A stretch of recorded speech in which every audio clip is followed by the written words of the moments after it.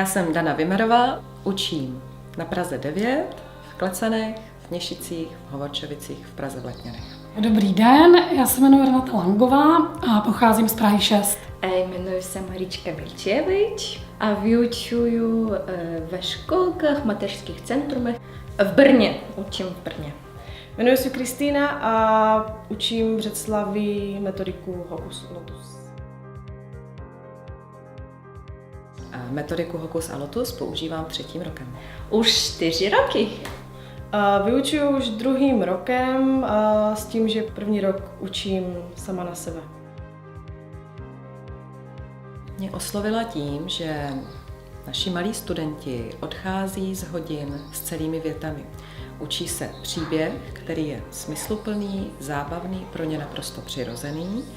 A není to o tom, že bychom se jenom učili barvičky nebo jednotlivá slovíčka, ale opravdu ty děti aktivně používají slovní spojení, celé věty a odnáší si vlastně základ pro budoucí konverzace. Tato metodika mě oslovila zejména tím, že je zpracovaná pro více jazyků současně. Takže se neomezuje pouze na angličtinu, která se v dnešní době hodně nabízí, tak za to jsem moc ráda.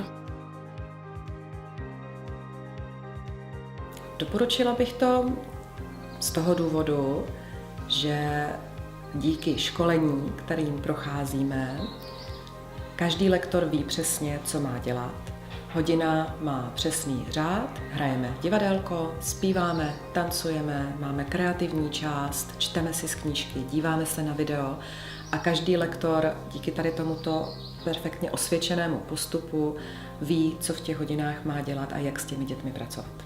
Je to dobré rozhodnutí, pokud chcete rozjet vlastní podnikání a potřebujete najít oporu jak v metodice, tak ve franšizovém týmu. Hokus a Lotus bych doporučila, protože je to zábavní forma výuky, mně se to líbí moc a že můžu s dětskama hrát divadýlka, můžeme zpívat, můžeme tančit, hlavně, že vidím, že děcek to baví, takže to je asi to nejdůležitější a mně se líbí i to, že celou hodinu mluvíme na ty děti jenom anglicky, což je taky důležité a takže asi tady toto. Chtěla bych rozšířit svůj tým ideálně na 5 lektorů, abychom mohli učit ve všech školkách, školách a mateřských centrech a centrech volného času v nejbližším okolí. Já bych ráda rozšířila působnost na Praze 6, otevřela nová výuková místa a proto bych ráda i přizvala některé lektory s angličtinou, kteří by mohli posílit můj tým. Dozvěděla jsem se zprostředkovaně o metodice od lektorky Sylvie, která vyučovala tady v Brně a tu informaci mi přivezl manžel.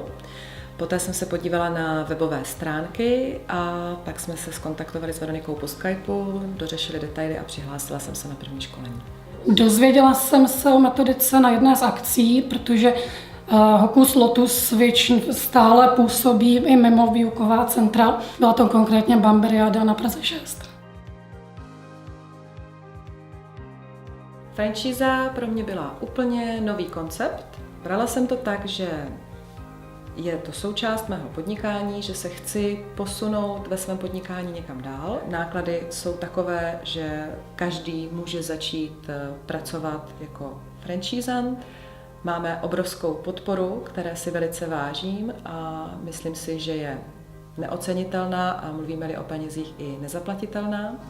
Tak vzhledem k tomu, že já jsem začínala franšizovou spolupráci s dětmi, které byly půl roku a 3 roky, tak to bylo pro mě obtížnější. Dá se po kručcích vystavit vybudovat tohle podnikání a na druhou stranu musím říct, že zase ta mateřská dovolená je ideální prostor k tomu si tohle podnikání vybudovat.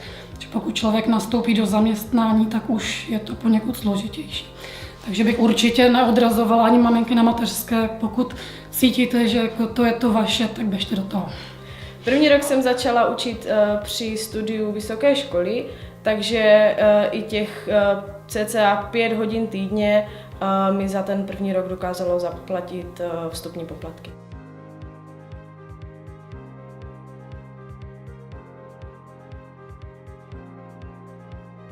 Tak já jsem dlouho hledala vhodnou metodiku pro výuku dětí, protože jsem to vnímala jako díru na trhu. A vzhledem k tomu, že většina metodik je zpracována pouze pro jeden cizí jazyk, tak mě jednoznačně oslovila právě metodika The Adventures of Hocus and Lotus, protože je zpracována v 5 jazycích, což je angličtina, francouzština, italština, španělština a němčina. Když jsem se seznámila s metodikou Hocus a Lotus, tak jsem si uvědomila, že chci, aby se touto metodikou učilo nejenom v Brně, ale i v dalších městech.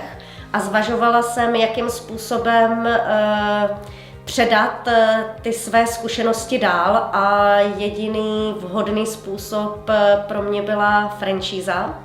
Takže jsem moc ráda, že tato forma podnikání existuje a tak dobře funguje. Myslím si, že jsme s lektorkami dobrý tým.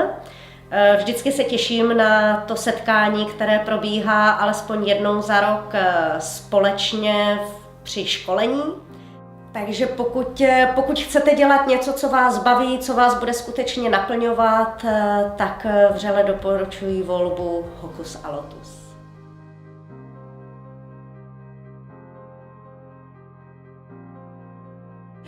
Už stačí. Ještě jednou.